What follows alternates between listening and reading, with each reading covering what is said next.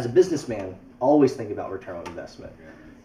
It's hard when you bring that into the context of ministry, because the idea of return on investment is a little bit more muddy, right?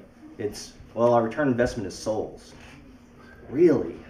But with churches and ministries, it's always, well, yeah, but want to make sure, people are being saved. And like, well, if we can strip away the emotional level, if we can remove the level of spirituality and say, yes, we understand, we're all here on the same page, we all have the same goals in mind.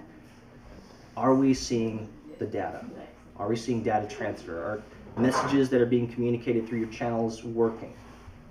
And if there's no communication, if there's no data transfer, you're probably being unsuccessful.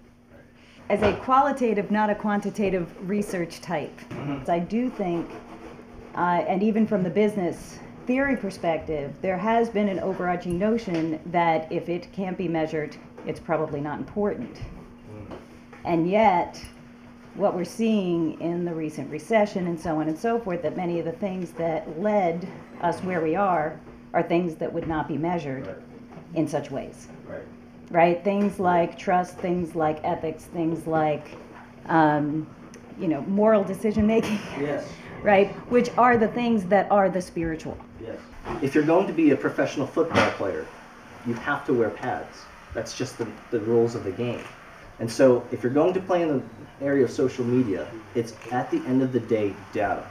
And people get, well, we're counting souls. How can you qualify souls? I'm saying, well, but then your metrics of success need to change.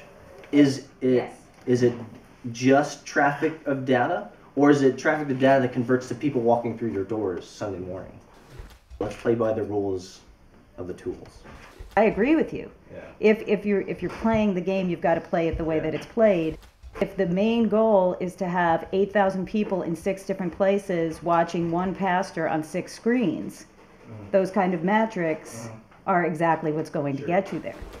But I think that the assumption that just because the rules of the technology are the rules of the technology, that they should be the rules of the church, I don't know that I feel like that's been fully established